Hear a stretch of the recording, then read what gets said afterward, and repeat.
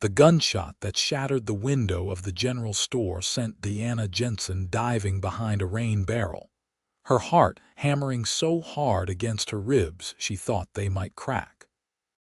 She pressed her palms against the splintered wood, dirt from the street grinding into her calico dress as another bullet whizzed past where her head had been seconds before.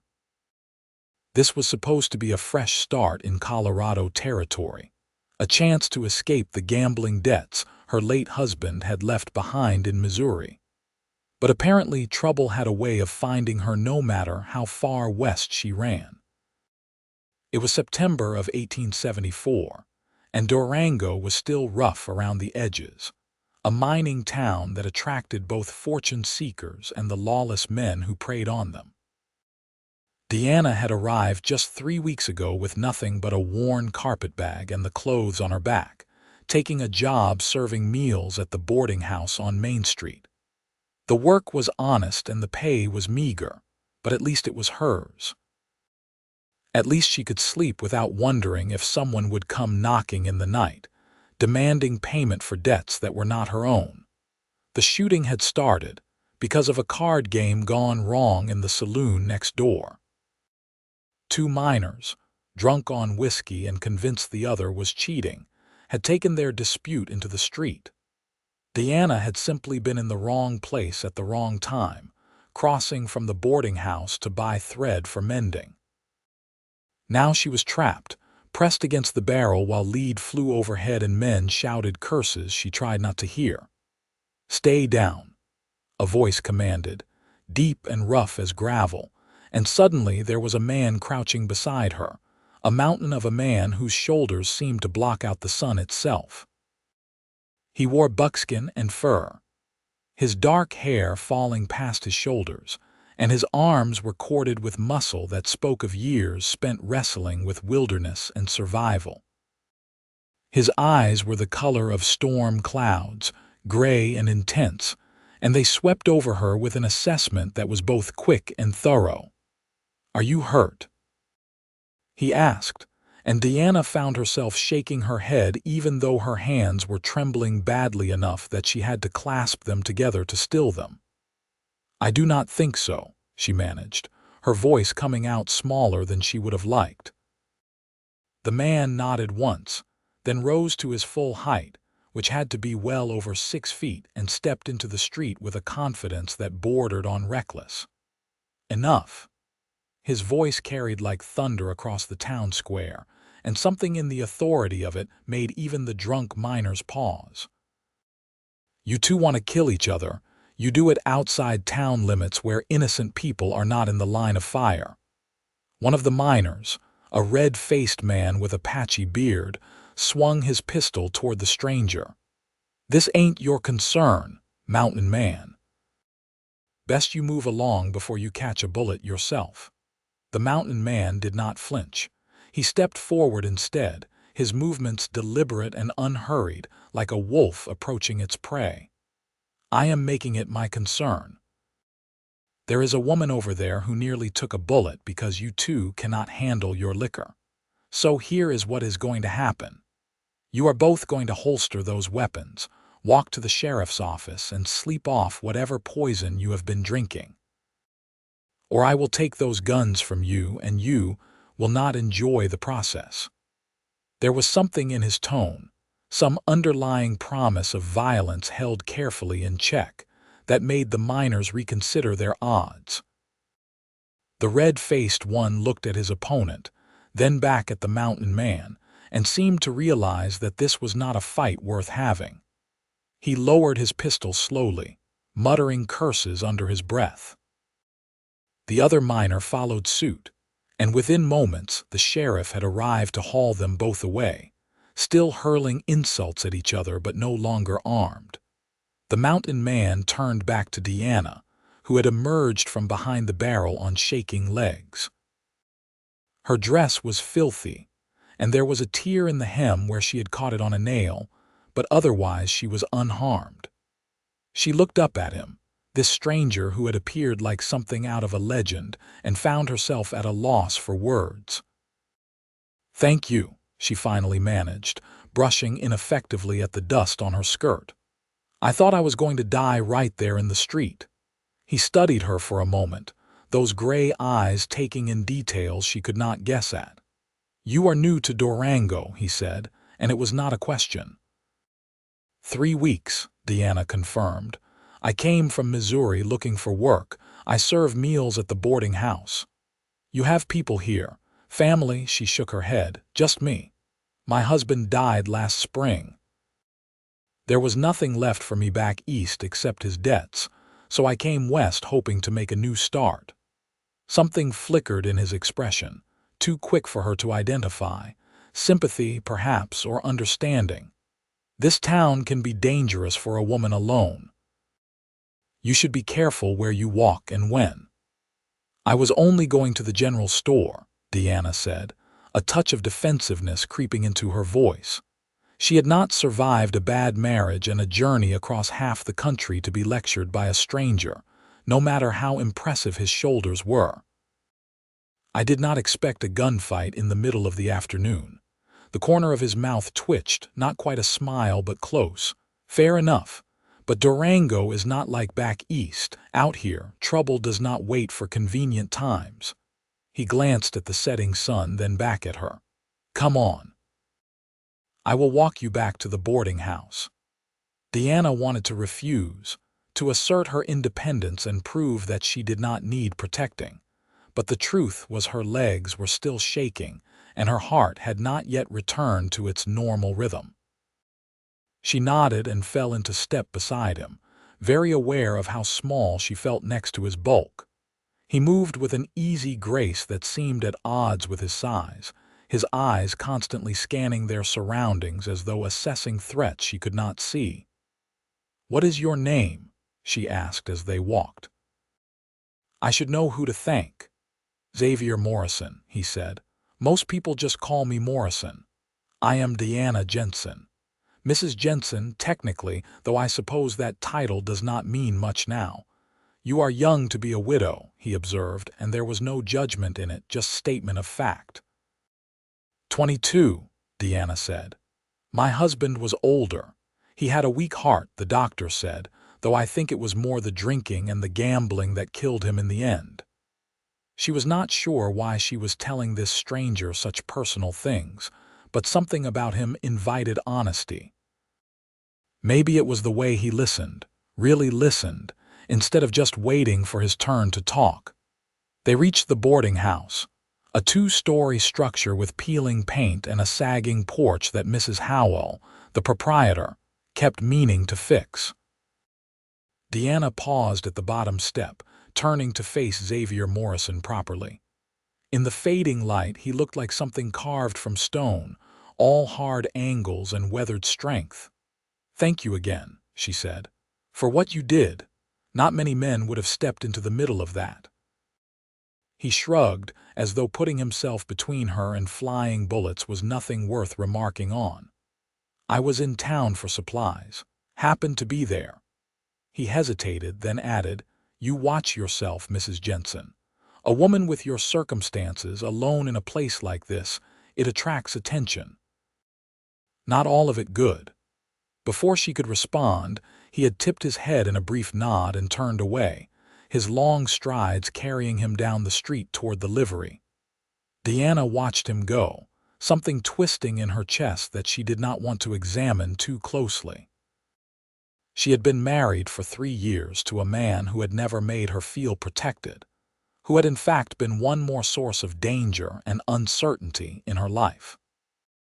One encounter with a mountain man, and she had glimpsed something she had not known existed, the feeling that someone stood between her and harm without expecting anything in return.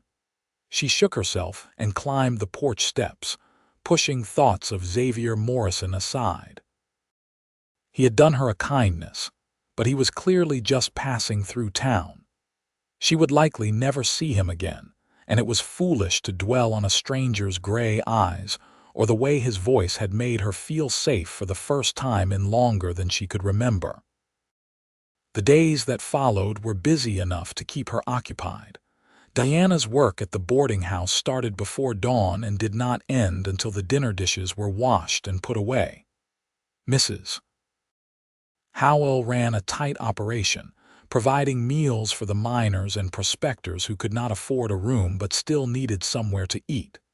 Diana cooked, served, and cleaned, her hands red from dishwater and her feet aching by the end of each day. But the work was honest, and Mrs. Howell was fair, if exacting, and Diana had her own small room under the eaves where she could close the door and be alone with her thoughts. She did not see Xavier Morrison again for nearly 2 weeks. She told herself she was not looking for him, that she did not pause whenever she heard a deep voice on the street or glance up when the door to the dining room opened. But she was lying to herself, and she knew it. Something about their brief encounter had burrowed under her skin like a splinter, impossible to ignore. When he finally did appear, it was at the boarding house itself. Diana was serving breakfast to a table of miners when she heard Mrs. Howell's voice at the door, and she turned to see him filling the door frame, his hat in his hands. Her heart did an odd little flip in her chest. "Mr. Morrison," Mrs. Howell was saying, her tone warming in a way it rarely did. "We do not see you in town often. Come in, come in." "You want breakfast?" "Yes, madam," he said, his eyes already finding Diana across the room. Something passed between them, a recognition that made her pulse quicken. He took a seat at an empty table, seeming too large for the simple wooden chair, and Diana forced herself to finish serving the miners before approaching him with a coffee pot and a cup. "Good morning, Mr. Morrison," she said, pleased that her voice came out steady. "Coffee, please." "And it is just Morrison, or Xavier if you prefer." He watched as she poured, his gaze direct in a way that should have been uncomfortable but somehow was not. "How have you been, Mrs. Jensen?" "Well enough. No more gunfights, thankfully." She set the pot down, acutely aware that several of the other patrons were watching them with interest. Gossip spread quickly in a town like Durango, and she did not need people getting the wrong idea. "What can I bring you to eat?" "Whatever you have is fine. I am not particular." She nodded and retreated to the kitchen, where Mrs. Howell was already ladling beans onto a plate alongside bacon and biscuits. "That is quite a man out there," the older woman said with a knowing look. "Xavier Morrison. He lives up in the mountains, has a cabin somewhere near the headwaters of the Animas River. Traps and hunts, brings furs into town a few times a year to trade. Keeps to himself mostly, but when he is around, people pay attention. He is not a man to cross." "He helped me," Diana said quietly.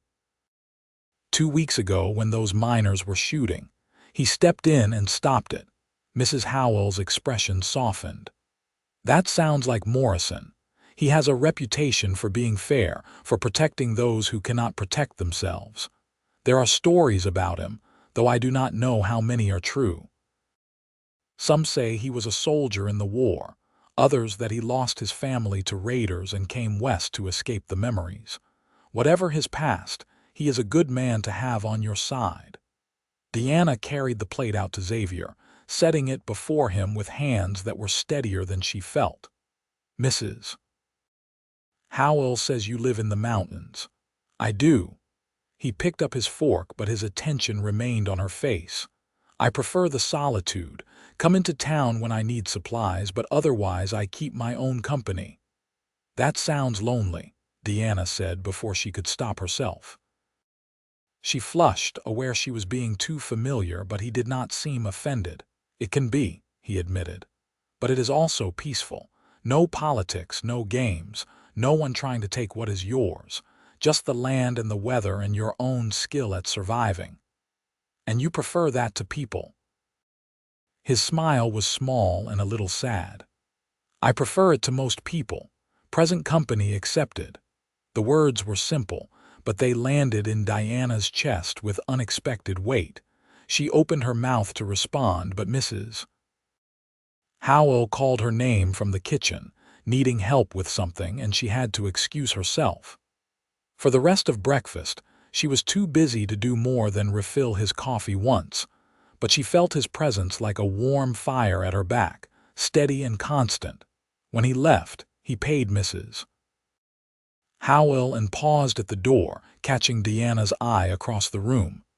"Take care, Mrs. Jensen," he said, and then he was gone, leaving her with a curious ache beneath her breastbone. 2 days later, a package arrived for her at the boarding house. Mrs. Howell brought it up to her room with raised eyebrows and barely contained curiosity.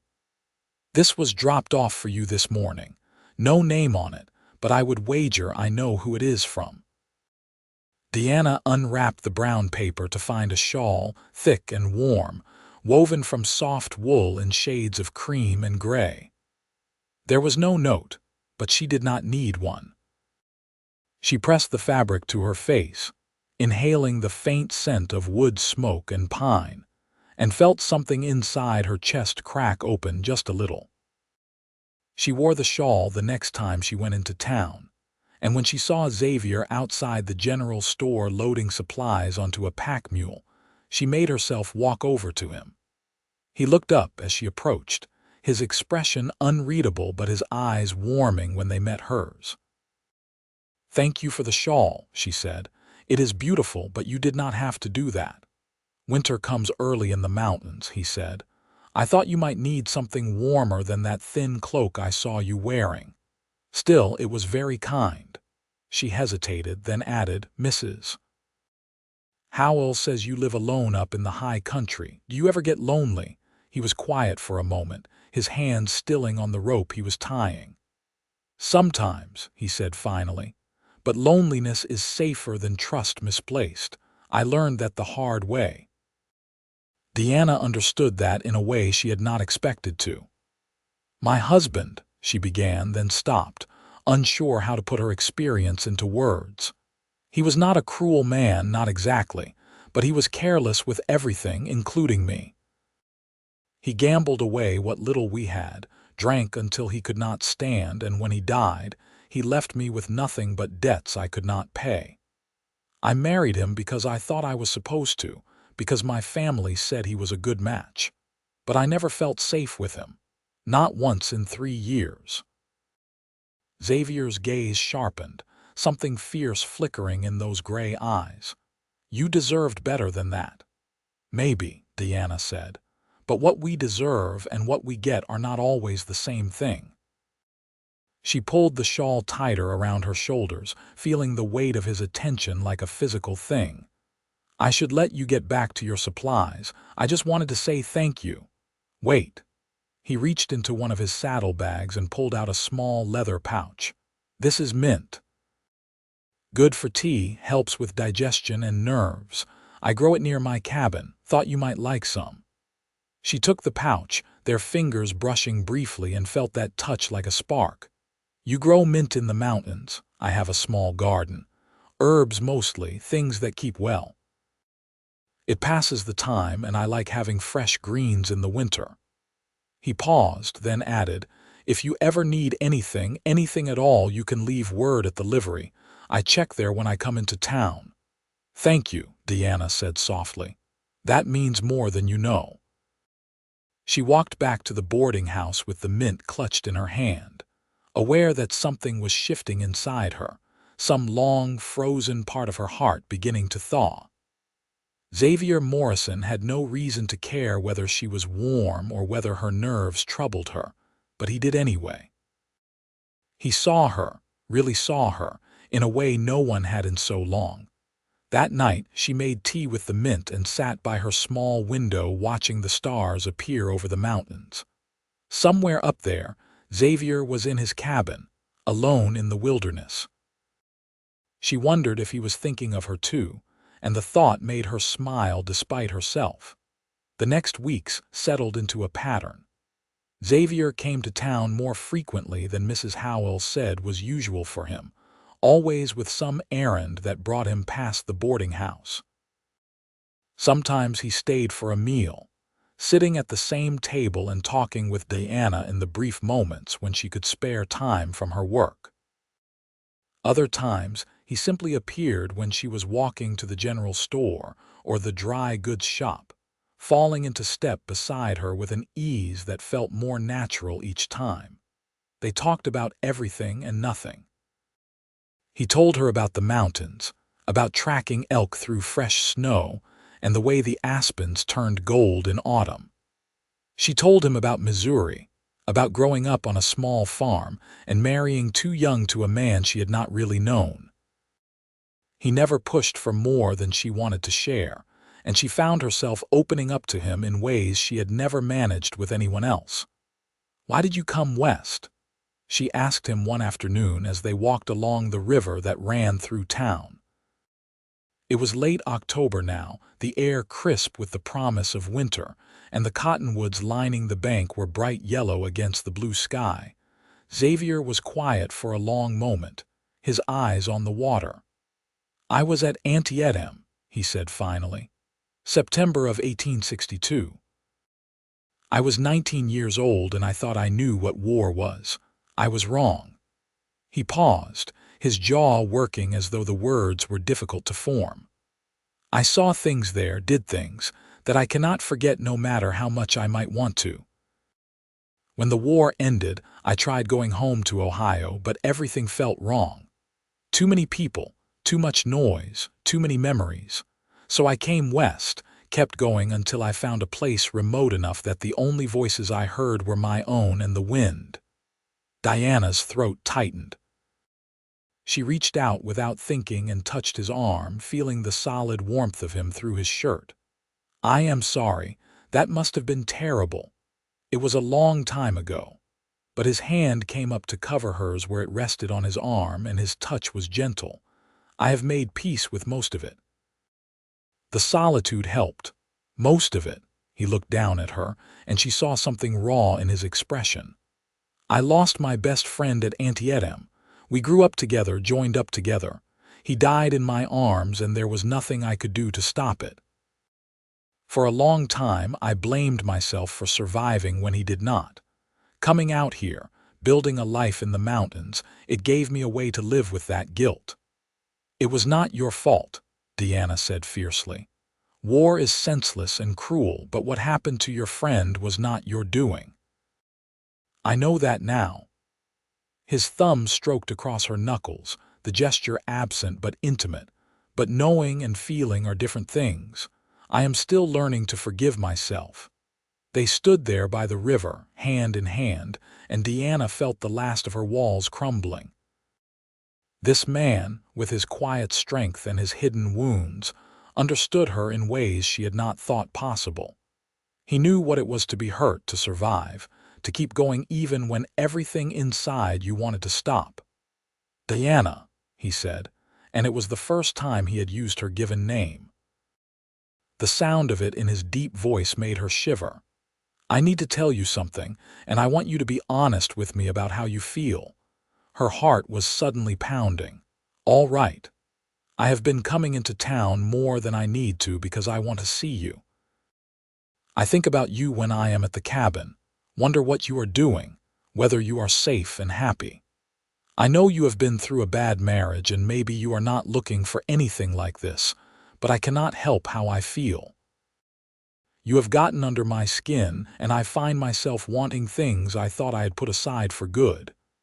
Diana stared up at him, her breath caught somewhere in her chest.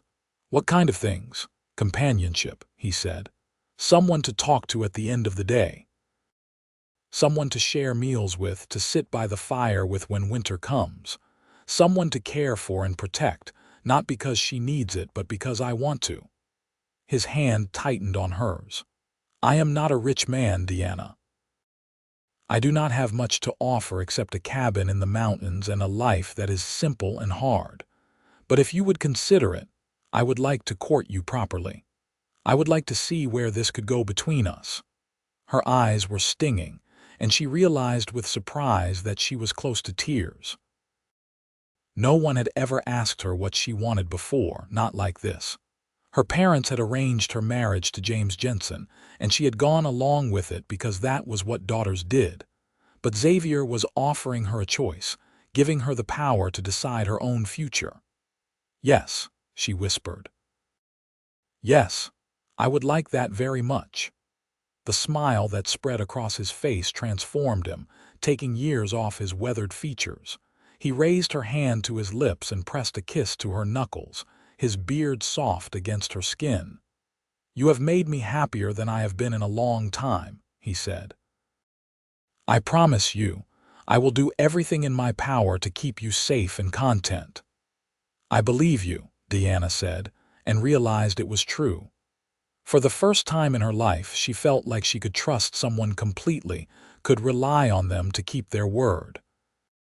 Xavier Morrison was solid in ways that had nothing to do with his physical strength, steady as the mountains he called home. Their courtship was unconventional by the standards of polite society, but Diana found she did not care what people thought. Xavier came into town every few days, always finding time to walk with her or share a meal at the boarding house. He brought her small gifts: a hawk feather, smooth river stones, a carved wooden box he had made during the long winter evenings.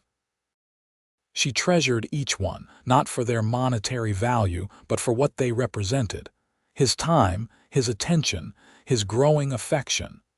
Mrs. Howell watched their relationship develop with approval. "That is a good man," she told Diana one evening as they washed dishes together. "He will treat you right, better than that no-account husband of yours ever did. You could do a lot worse than Xavier Morrison." "I know," Diana said softly. "I can hardly believe this is real sometimes, that someone like him would want someone like me." "And why would he not, Mrs. Howell said sharply. "You are young, hardworking, and kind. You have had a difficult time of it, but that just means you appreciate goodness when you find it. Do not sell yourself short, Diana. You have plenty to offer the right man." The words warmed her, filling a hollow place she had not quite acknowledged. She had spent so long feeling worthless, feeling like a burden, that it was hard to see herself as someone deserving of love and care. But Xavier was teaching her differently, showing her through his actions that she mattered, that her happiness was important. November brought the first real snow, heavy flakes that blanketed Durango in white and turned the mountains into something out of a fairy tale. Xavier came into town during a break in the weather, his mule laden with furs to trade and his expression grim. "Big storm coming," he told Diana when he found her at the boarding house. "I can feel it in my bones. It will hit in the next day or two and it will be bad. I need to get back to the cabin before the pass closes, but I wanted to see you first." Diana felt her stomach clench with anxiety. "How long will you be gone?" "Could be a month or more if the snow is as heavy as I think it will be. The pass becomes impassable in deep winter. I will not be able to get back to town until it clears." A month. It felt like an eternity. Diana realized with a start how much she had come to depend on seeing him, how his presence had become a bright spot in her days. The thought of him isolated in his cabin, alone in the middle of a blizzard, made her heart ache. "Be careful," she said, gripping his hand tightly. "Please, Xavier, promise me you will be careful." "I have survived worse winters than this," he assured her, but his eyes were soft as he looked down at her. "But I promise, I will take no unnecessary risks. I have too much to come back to now." He kissed her then, right there on the porch of the boarding house where anyone could see, and Diana did not care. His lips were warm despite the cold, his hands cradling her face with a gentleness that made her throat tight.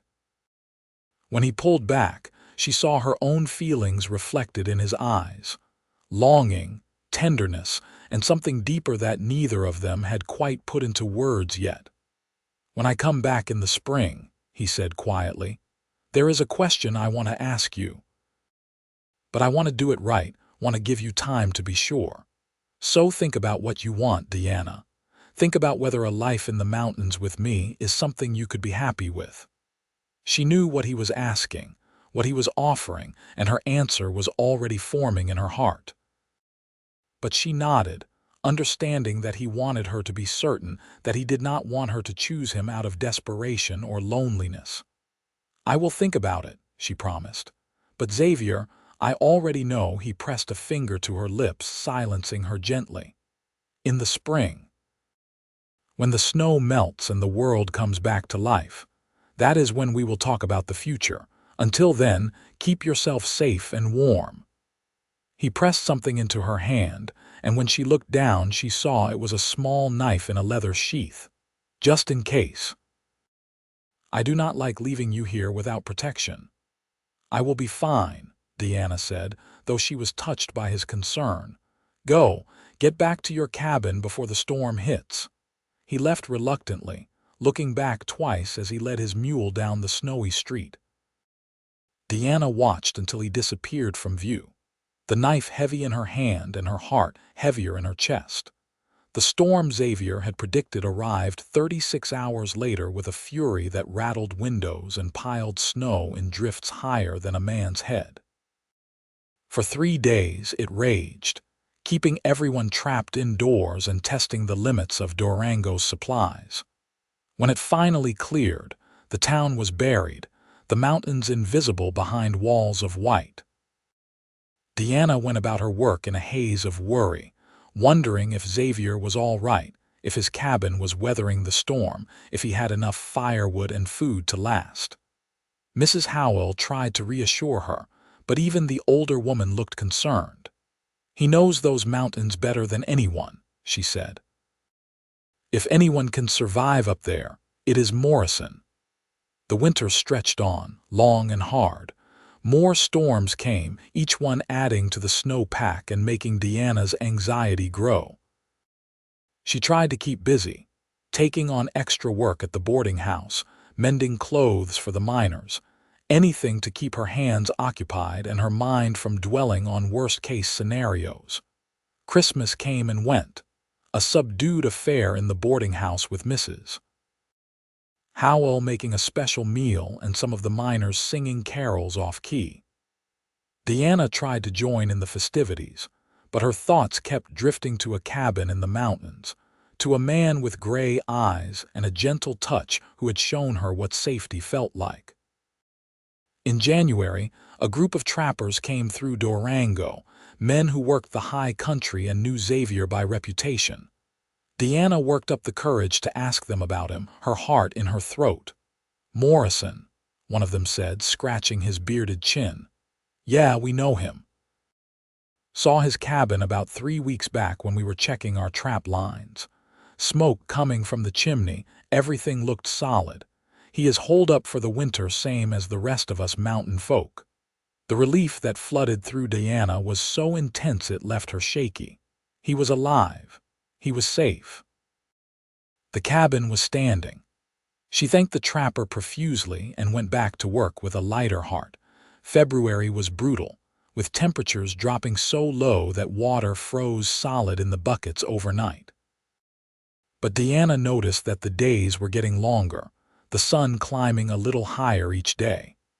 Spring was coming, slowly but surely, and with it the promise of Xavier's return. She thought a lot about what he had said, about the question he wanted to ask. She knew he meant to propose, to offer her marriage and a life in the mountains. It should have terrified her, the idea of leaving town for the isolation of the high country. But instead, she found herself longing for it, imagining what it would be like to wake up next to Xavier every morning, to build a life together far from the noise and judgment of other people. She had never felt truly safe in her entire life. Her childhood home had been loving but chaotic, with too many siblings and never enough money.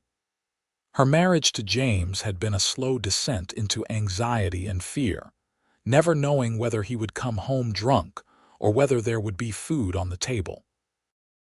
Even here in Durango, working at the boarding house, she felt temporary, unsettled, like she was still waiting for the next disaster to strike. But when she was with Xavier, all of that fell away.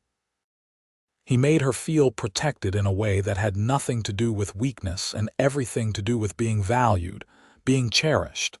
He was strong enough to stand between her and danger, but gentle enough to treat her like something precious. She wanted that. She wanted him. By March, the snow was beginning to melt, revealing muddy streets and the first green shoots of spring growth. The pass remained closed, but the trappers said it would clear within a few weeks. Diana found herself watching the mountains constantly, waiting for the day when she would see a familiar figure leading a mule down into town. The day finally came in early April, when the sun was warm and the air smelled of wet earth and new beginnings. Diana was hanging laundry behind the boarding house when Mrs. Howell called out, "Diana, you have a visitor." She knew before she turned around, some instinct telling her who it was. Xavier stood on the back porch, looking thinner than she remembered but whole and healthy, his gray eyes finding her immediately. Diana dropped the sheet she was holding and ran, propriety forgotten, and threw herself into his arms. He caught her easily, lifting her off her feet and holding her tight against his chest. She could feel the steady beat of his heart, smell the familiar scent of pine and wood smoke, and everything inside her settled into place. This was home. This feeling, this man, this was what she had been searching for without knowing it. "I missed you," she gasped against his shoulder. "I was so worried. When the storms came and kept coming, I thought, I am fine," he murmured into her hair. "I told you I would come back, and I keep my promises." He set her down but did not let go, his hands framing her face as he looked at her like a man starving. "God, Diana, the winter was endless without you. All I could think about was getting back here, seeing your face again. I thought about you every day," she confessed. "Wondered if you were warm enough, if you had enough food. Mrs. Howell said you would be fine, but I could not stop worrying." "Come with me," he said suddenly. "I want to show you something." He borrowed a horse from the livery and lifted Diana onto it before swinging up behind her, his arms coming around to hold the reins. They rode out of town toward the mountains, following a trail that Diana had never taken. The horse climbed steadily, the air growing cooler and cleaner, and after about an hour they emerged into a meadow that took Diana's breath away. It was surrounded by tall pines and aspens just beginning to leaf out, and through the middle ran a creek, its water clear and cold. At the far end of the meadow stood a cabin, solidly built from logs with a stone chimney and a wide porch. Smoke curled from the chimney, and Diana realized Xavier must have stopped here first before coming into town to light a fire. "This is your home?" she asked as he helped her down from the horse. "It is," he said, watching her face carefully. "I built it myself 5 years ago. It is not fancy, but it is solid and warm, and the meadow is beautiful in summer." He took her hand, his palm rough and warm against hers. "I want to show you what life here would be like, Diana. Before you make any decisions, I want you to see what I am offering you." He led her inside, and Diana looked around with wide eyes. The cabin was a single large room with a sleeping loft above, simply furnished but clean and well kept. There was a stone fireplace with a cooking pot hanging over it, a sturdy table and chairs, shelves lined with provisions and books. Furs covered the floor, and the windows looked out onto the meadow and the mountains beyond. "It is wonderful," Diana breathed, turning in a slow circle. "Xavier, this is amazing," he smiled, looking pleased and a little self-conscious. "It suits me. But I have been thinking all winter about ways to make it more comfortable, more suitable for 2 people. I could add a proper bedroom, expand the loft, maybe build a better kitchen area." "Whatever you would want." Diana walked to the window and looked out at the meadow, at the creek sparkling in the afternoon sun. You really want me to live here with you, to leave town and the boarding house and everything familiar?" Xavier came to stand behind her, not touching but close enough that she could feel the warmth of him. "I want you to marry me, Diana. I want to wake up next to you every morning and fall asleep with you in my arms every night. I want to build a life with you, here in these mountains where we can be ourselves without anyone watching or judging, but only if that is what you want too. I will not ask you to give up your life in town unless you truly believe this is better." She turned to face him, her heart so full she thought it might burst. "Do you really think I care about the boarding house, about serving meals to minors and washing dishes until my hands crack? Xavier, you are offering me everything I have ever wanted and did not know how to ask for. A home, a partner, safety. You are offering me yourself, and that is worth more than anything else in the world." His expression transformed, hope and joy warring for dominance. "Is that a yes?" "Yes," Diana said, laughing through the tears that were suddenly streaming down her face. "Yes, I will marry you. I will live with you in this beautiful place and make a home with you and be so happy that I will wonder how I ever survived without you." Xavier pulled her into his arms and kissed her with a passion that stole her breath, his hands tangling in her hair as he held her close. She kissed him back with everything she had, pouring all her love and trust and hope into the connection between them. When they finally broke apart, both breathing hard, he rested his forehead against hers. "You will never regret this," he promised. "I swear to you, Diana, I will spend every day making sure you know you are loved and valued and safe. You will never have to be afraid again." "I know," she whispered. "I trust you completely, Xavier.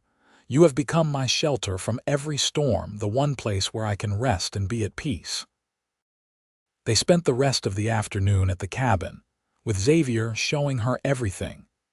The root cellar stocked with preserved foods, the shed where he kept his tools and traps, the garden plot where he planned to plant vegetables. Diana saw it all through new eyes, imagining herself here, making this place truly a home. "When did you want to get married?" she asked as they sat together on the porch, watching the sun sink toward the mountains. "As soon as possible," Xavier said. "I have waited long enough for you." "I do not want to wait any longer than necessary.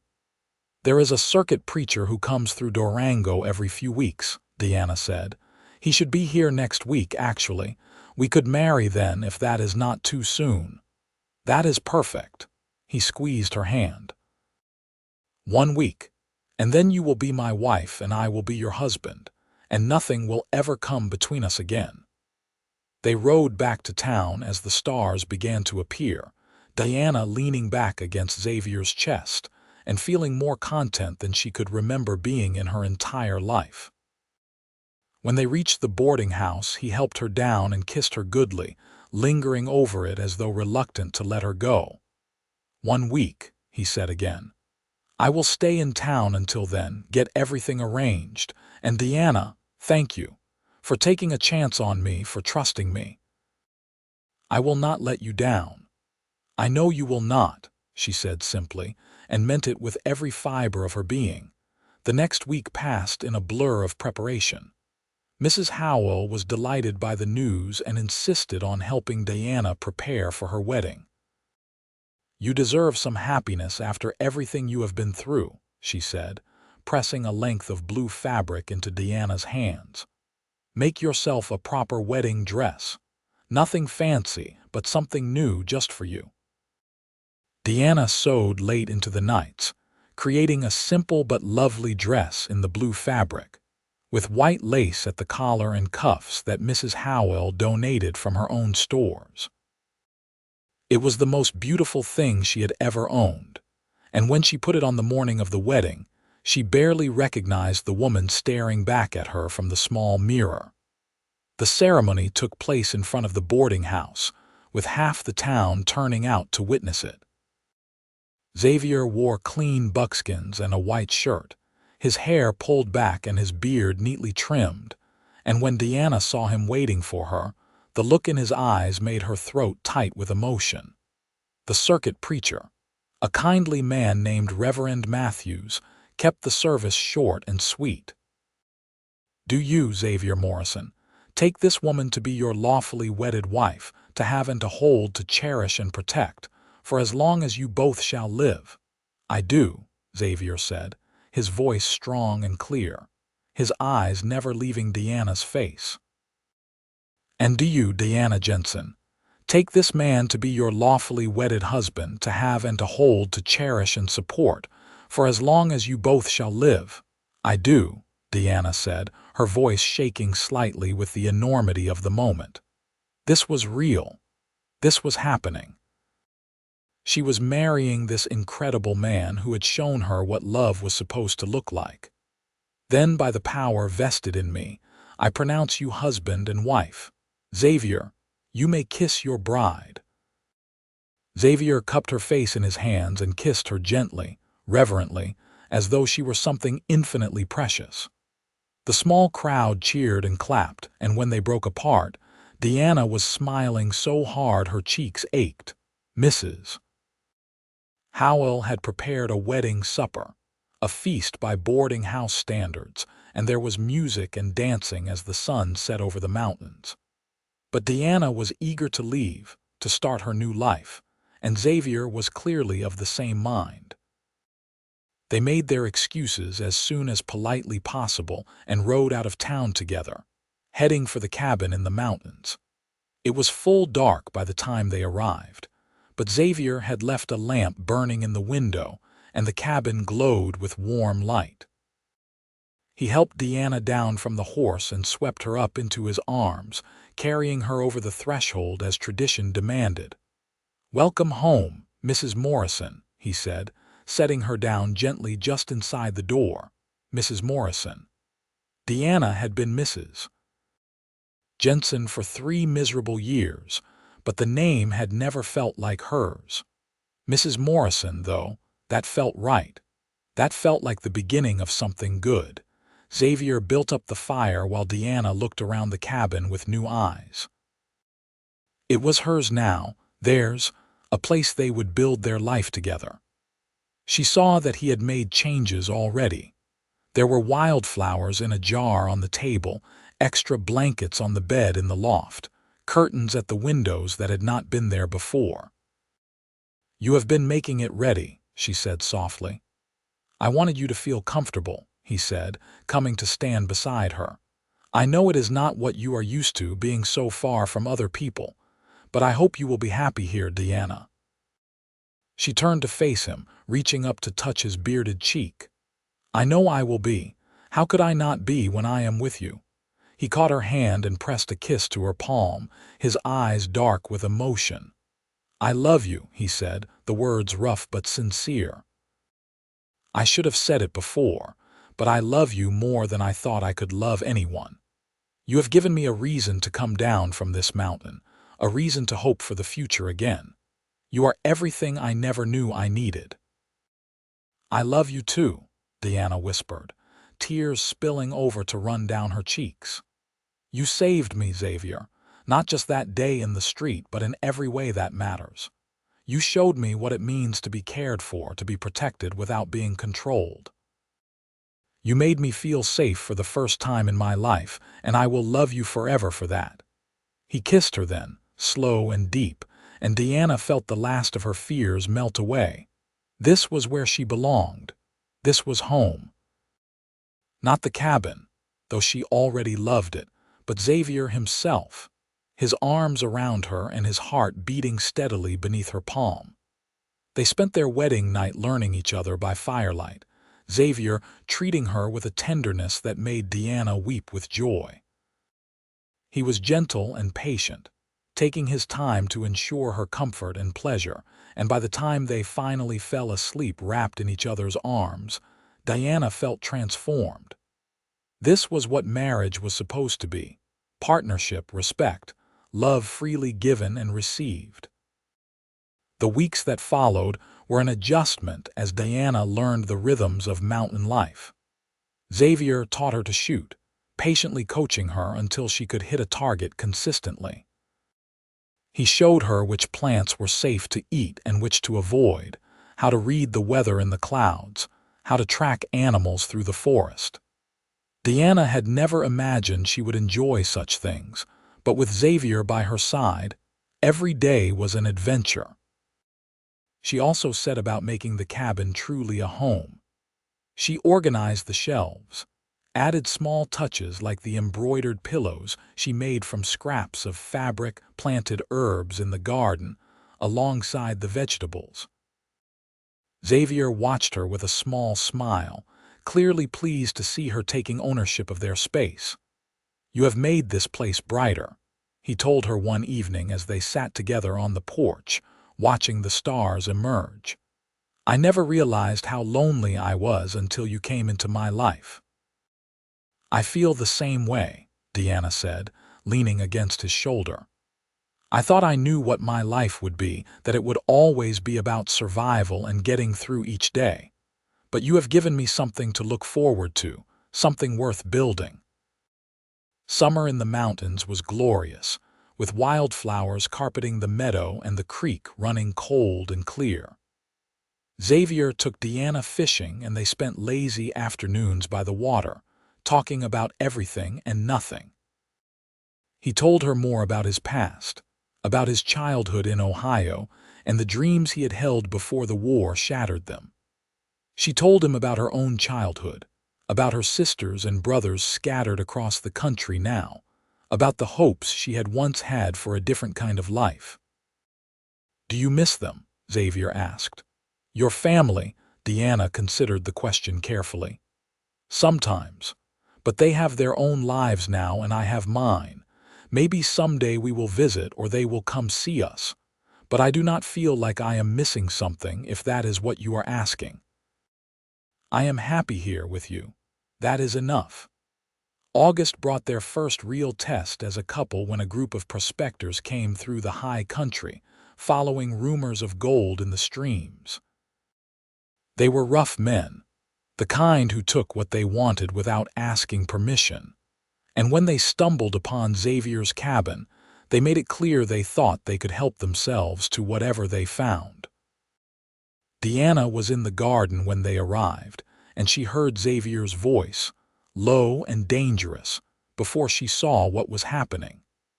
She crept around the side of the cabin to find 5 men facing off against her husband, their hands on their weapons. "We ain't looking for trouble," the leader was saying, though his tone suggested otherwise. "Just want to use your creek, maybe rest here for a few days while we search the area." "Creek is public land," Xavier said evenly. "You can use it all you want. But this cabin and this meadow are mine, and you are not welcome to stay." "That is not very neighborly," another man said, and Diana recognized the threat in his voice. Her hand went to the knife Xavier had given her, strapped to her belt and hidden beneath her apron. "I am not your neighbor," Xavier said, "and I am done talking. You have until the count of 10 to be off my property or I will remove you myself." The leader laughed, a mean sound. "You and what army, mountain man? There are 5 of us and one of you." "2 of us," Diana said, stepping into view with the knife in her hand and Xavier's rifle, which she had grabbed from inside the cabin, in the other. Her heart was pounding, but her hands were steady. "And we do not need an army. We just need you to understand that we will defend what is ours." Xavier shot her a quick look, something between alarm and pride, but he did not tell her to go back inside. Instead, he moved slightly so they were side by side, presenting a united front. The prospectors looked at each other, clearly reassessing their odds. A mountain man was one thing, but a mountain man and his armed wife were another. After a long, tense moment, the leader spat into the dirt. "This ain't over," he said. "We will remember this." "See that you do," Xavier said. "And remember also that you are not welcome here." The men left, grumbling and shooting dark looks over their shoulders. When they were out of sight, Xavier turned to Diana and pulled her into a fierce embrace. "That was either incredibly brave or incredibly foolish," he said into her hair. "I am not sure which." "I was not going to let them threaten you," Diana said, her voice muffled against his chest. "This is our home. We defend it together." "Together," Xavier agreed, and Diana heard the emotion in his voice. "You are amazing, do you know that? You could have stayed inside where it was safe, but you chose to stand with me." "Always," Diana promised. "I will always stand with you, Xavier, through whatever comes." The prospectors did not return, and by late September they had moved on to search other areas. But the incident reinforced something Diana had already known. She was no longer the frightened woman who had cowered behind a rain barrel in Durango. She had found her strength, her courage, and it was rooted in the knowledge that she had something worth fighting for. As autumn painted the aspens gold and red, Xavier began preparing for winter. He cut and stacked firewood until there was enough to last them through the coldest months, hunted and butchered an elk that he smoked and preserved, checked and rechecked the cabin for any gaps that might let in cold air. Diana helped with everything, learning skills she had never imagined needing. "Will you be all right?" Xavier asked her one evening as the first snow of the season began to fall. "Spending the winter up here, cut off from everyone. It is not too late to take you back to town if you would rather wait out the cold months there." Diana looked at him in surprise. "Why would I want to go back to town? Everything I need is right here." Relief flooded his features. "I just wanted to make sure. I know it can be isolating, especially when the snow gets deep. I do not want you to feel trapped." "I do not feel trapped," Diana said, taking his hands in hers. "I feel free, Xavier. For the first time in my life, I feel like I am exactly where I am supposed to be, with exactly who I am supposed to be with. The snow can fall for 6 months straight, and I will not mind, as long as I have you." He pulled her close, kissing the top of her head. "I do not know what I did to deserve you, but I thank God every day that you are mine." The winter was long but not lonely. Diana and Xavier spent the dark months reading books by firelight, teaching each other skills and sharing stories. She taught him to play chess using a set he had carved from wood, and he taught her to tan hides and make moccasins. They talked about the future, about maybe building an addition to the cabin, about what they wanted their life to look like in 5 years, in 10. "You want children?" Xavier asked one snowy evening in January, the question careful and tentative. Diana looked up from the shirt she was mending. She had thought about this, dreamed about it, but she had not been sure whether Xavier would want that responsibility. "I do," she said softly. "Someday, if God wills it." "Do you?" "I would love to have children with you," he said, and there was such tenderness in his voice that Diana felt her eyes sting with tears. "A son or daughter to teach and watch grow, to give them the kind of childhood I had before the war, full of love and security." "A child should have those things," Diana agreed. "And I cannot think of anyone who would be a better father than you, Xavier. You are patient and kind and protective. You would give a child everything they needed to thrive." They both fell silent, lost in their own thoughts, and Diana found herself hoping that by next winter they might have a baby on the way. The thought filled her with a warmth that had nothing to do with the fire crackling in the hearth. Spring came late that year, but when it finally arrived, it was glorious. The meadow burst into color with wildflowers, and the creek swelled with snowmelt. Diana helped Xavier plant the garden, her hands in the rich earth, and felt more connected to the land than she ever had in town. It was in May that she realized she was pregnant. She had been feeling queasy in the mornings, and her monthly courses had not come. She waited a few more weeks to be sure, not wanting to get Xavier's hopes up, but by June there was no doubt. She told him on a perfect summer evening as they sat on the porch watching the sunset paint the mountains in shades of gold and purple. "Xavier, I have something to tell you." He looked at her, immediately alert to the seriousness in her tone. "What is it? Are you all right?" "I am better than all right," Diana said, taking his hand and placing it over her still flat stomach. "I am pregnant. We are going to have a baby." Xavier's expression went through several emotions in rapid succession. Shock, joy, wonder, and then a fierce protectiveness that made Diana's heart swell. "Are you sure?" he asked, his voice rough. "As sure as I can be without a doctor, but I know my own body, Xavier, and I am certain. By late January or early February we will be parents." He let out a sound that was half laugh, half sob, and pulled her into his arms. "A baby," he said wonderingly. "Our baby. Diana, you have made me the happiest man alive. I swear to you I will take care of you both.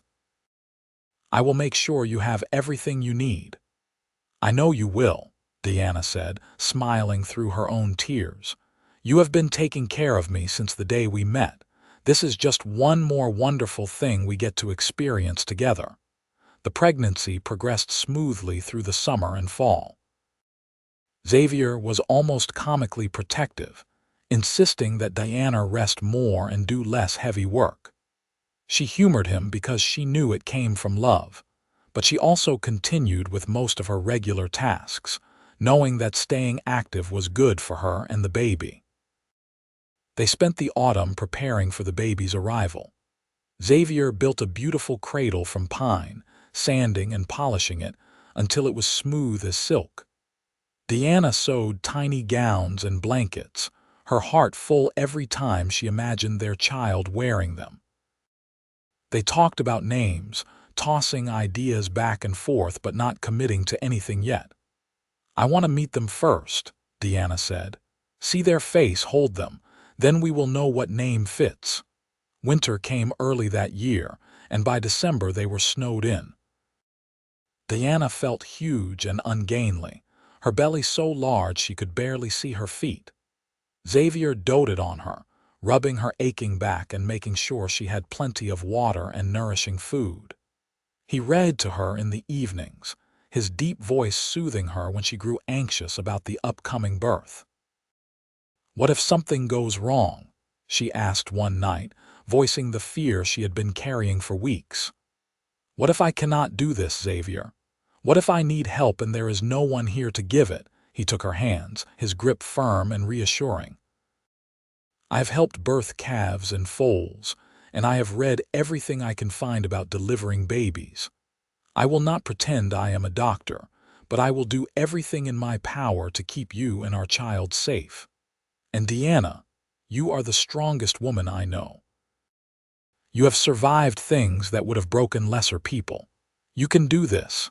We can do this together." His confidence bolstered her own, and when the labor pains started on a snowy morning in late January, Diana felt ready. It was hard, harder than anything she had ever experienced, but Xavier was there through every contraction, holding her hand, encouraging her, telling her how strong and brave she was. When the baby finally arrived after hours of labor, filling the cabin with lusty cries, Diana collapsed back against the pillows, exhausted but elated. Xavier wrapped their child in a soft blanket and placed the baby in Diana's arms, his eyes wet with tears. "It is a boy," he said, his voice breaking. "Diana, we have a son." She looked down at the tiny, perfect face of their child, at the dark hair and the little fists waving in the air, and fell instantly, completely in love. "Hello, little one," she whispered. "We have been waiting for you." Xavier sat on the edge of the bed, his arm around Diana and his eyes locked on their son. "He is perfect, absolutely perfect." "What should we name him?" Diana asked, looking up at her husband. Xavier was quiet for a moment, then said softly, "What about Elijah? It means the Lord is my God." "It seems fitting, given everything we have been through to get here, how blessed we are." Elijah Morrison. Diana said, testing the name. Yes, that is perfect. They spent the rest of the day marveling at their son, taking turns holding him and learning his sounds and expressions. Xavier was a natural father, cradling Elijah with surprising gentleness for such a large man, and Diana felt her love for him deepen even further as she watched him with their child. The next months were exhausting and wonderful in equal measure. Elijah was a demanding baby, wanting to eat constantly and only sleeping in short stretches. Diana was often tired, but Xavier helped as much as he could, walking the floor with Elijah in the middle of the night so Diana could rest, changing his nappies, singing to him in his deep, rumbling voice. When spring came and the pass cleared, Xavier made a trip into Durango to let people know about Elijah's birth and to stock up on supplies. He returned with gifts from Mrs. Howell and others in town, including a beautiful quilt that had been made specifically for the baby. Mrs. Howell wants to know when we might bring Elijah to visit, Xavier said as he unpacked the wagon. She says half the town is eager to meet him. Diana looked down at her son, now 3 months old and starting to smile. Maybe in the summer, when the weather is better. I would like to show him off a bit.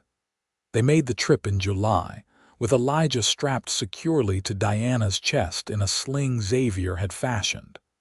The town made a fuss over the baby, with Mrs. Howell declaring him the most handsome child she had ever seen.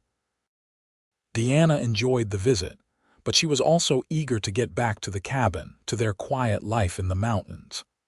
"This is nice," she told Xavier as they rode home, Elijah sleeping peacefully against her chest. "But I am glad it is not our everyday life anymore. I prefer the peace of the mountains." "As do I," Xavier said, reaching over to squeeze her hand. "Though I admit, having you and Elijah there makes even town bearable." The years that followed were full and rich. Elijah grew from a baby into a toddler, then a curious little boy who loved exploring the meadow with his father. Diana gave birth to a daughter they named Sarah when Elijah was 3, and then another son, Thomas, 2 years after that. The cabin, which Xavier had expanded twice, rang with the sounds of children laughing and playing. Diana had never imagined she could be this happy. Her children were healthy and loved. Her husband was devoted and kind. And their life in the mountains, while not easy, was satisfying in ways she had never expected. She thought sometimes about the frightened woman she had been when she first arrived in Durango, how lost and alone she had felt, and she could hardly believe this was the same person. Xavier remained her rock, the shelter she ran to when storms came, whether literal or figurative. He protected their family fiercely, but never made Diana feel weak or incapable. He respected her strength, valued her opinions, and loved her with a constancy that never wavered. On their 10th wedding anniversary, they sat on the porch after the children were asleep, watching the stars and reflecting on the decade they had spent together. "You ever regret it?" Diana asked, her head resting on Xavier's shoulder. "Marrying me, giving up your solitary life in the mountains." Xavier was quiet for a moment, then said, "Not for a single second. You and the children, you are the best thing that ever happened to me. Before you, I was just surviving, marking time. But you gave me a reason to live, a purpose beyond just making it through another winter. You taught me that I could trust again, that I could open my heart without fear. How could I ever regret that?" Diana blinked back tears, as moved now as she had been the day he first told her he loved her. "You did the same for me," she said. "I had never known what safety felt like until I met you.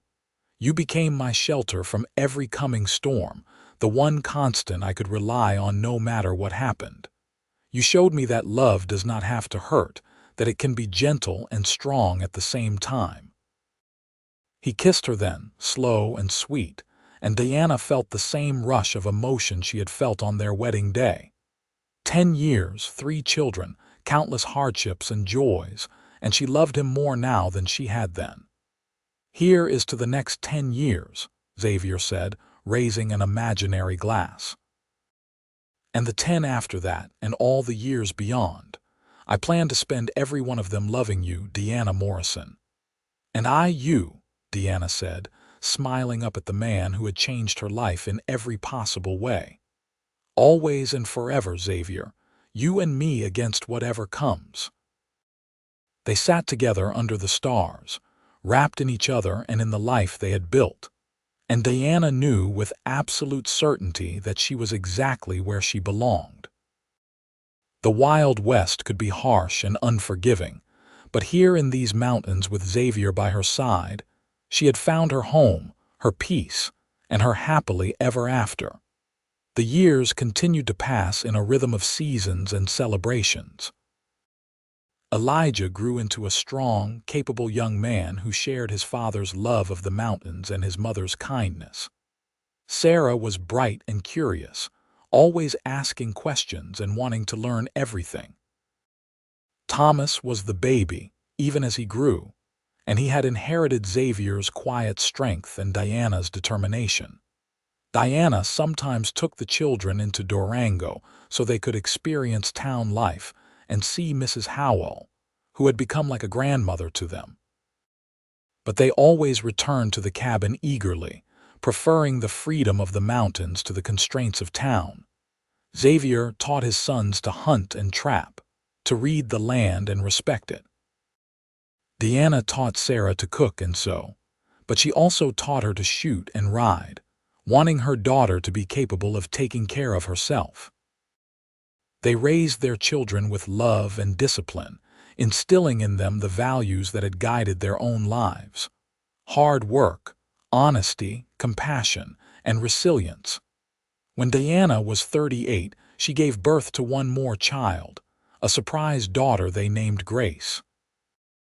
By then, Elijah was 16 and already helping his father with the heavier work around the cabin.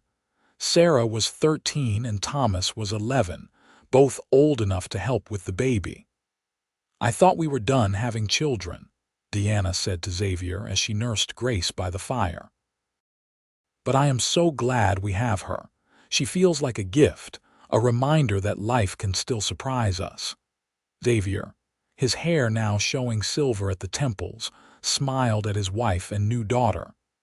"Every day with you has been a gift," he said. "This is just one more blessing in a life full of them." As the children grew and eventually began to build their own lives, Diana and Xavier found themselves coming full circle, back to just the two of them in the cabin they had built together. Elijah married a girl from Durango and started his own homestead further up the valley, close enough to visit but far enough to have his own space. Sarah met a young doctor who had come west to practice medicine, and they settled in town, where Sarah helped him run his office. Thomas took over the fur trapping business from his father, spending his winters in the high country and his summers in town selling his wares. Grace, their youngest, remained at home the longest, not wanting to leave until she was sure her parents did not need her. But eventually, she too met someone and made a life of her own, though she visited the cabin often. Diana and Xavier grew old together in the mountains they loved. Their bodies grew more creaky, and their hair turned white, but their love never diminished. They still sat on the porch in the evenings, holding hands and watching the sun set. They still talked for hours about everything and nothing. They still looked at each other with the same tenderness they had felt on their wedding day. "We have had a good life," Diana said one autumn evening as the aspens turned gold around them. They were both in their 60s now, grandparents several times over, and their bodies bore the marks of hard years and honest work. "The best life," Xavier agreed, squeezing her hand. "Because I spent it with you." They lived many more years in their mountain home, surrounded by the beauty of nature and visited regularly by children and grandchildren who adored them. Their love story became legend in Durango, the tale of the mountain man and the widow who had found each other and built a life of peace and safety far from the chaos of the world. When Diana finally passed away peacefully in her sleep at the age of 73, Xavier mourned her with a depth of grief that surprised no one who had known them. He had her buried in the meadow she had loved, under the aspens, with a simple stone marker that read, "Diana Morrison, beloved wife and mother, she found her home in the mountains." Xavier lived only 6 months longer, and everyone agreed he had died of a broken heart. His children buried him beside Diana, his marker reading, "Xavier Morrison, devoted husband and father, he was her shelter from every storm." Their grandchildren would bring their own children to the meadow to tell them the story of Diana and Xavier, of how love could heal old wounds and create safety where there had been none. The cabin still stood, maintained by the family as a reminder of the legacy their grandparents had built.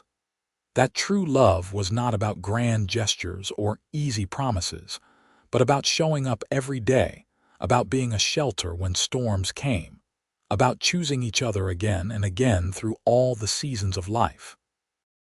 And in that meadow in the Colorado mountains, surrounded by aspens and the sound of running water, the love story of Diana and Xavier lived on, a testament to the power of finding safety in another person's arms, of building a home not with walls but with trust and devotion, of weathering every storm together and emerging stronger for it.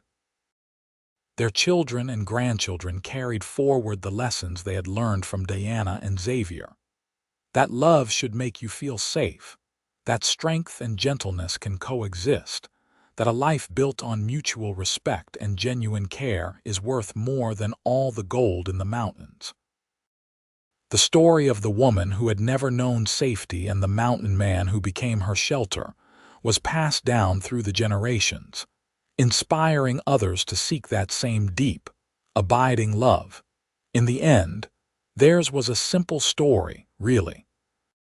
Two wounded souls who found each other at exactly the right moment, who chose to heal together rather than stay broken apart. But in its simplicity lay profound truth, that everyone deserves to feel safe, to be cherished, to build a life with someone who sees them as precious and worth protecting. Diana had found that with Xavier, and Xavier had found it with Diana, and together they had created something beautiful and lasting that would outlive them both. The mountain meadow remained a special place for their descendants, a spot where they could feel close to the love story that had started their family. Children played where Elijah, Sarah, Thomas, and Grace had once played. Couples in love walked where Diana and Xavier had walked, hand in hand. And everyone who came there felt the peace that still lingered, the sense of safety and home that Diana and Xavier had cultivated for over 50 years.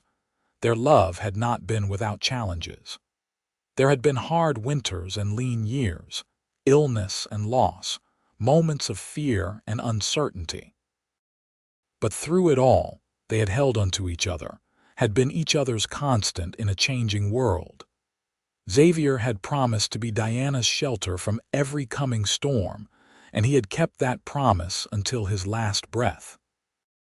Diana had given Xavier a reason to hope again, to love again, and she had filled his solitary life with warmth and joy. It was, everyone agreed, exactly the kind of love story the Wild West needed. Not about gunfights and glory, but about quiet courage, enduring commitment, and the profound beauty of two people choosing to build a life together in the face of whatever challenges came their way. Diana and Xavier Morrison had found their happily ever after in a cabin in the Colorado mountains, and their legacy of love and safety continued long after they were gone, a shining example of what was possible when two hearts found their home in each other.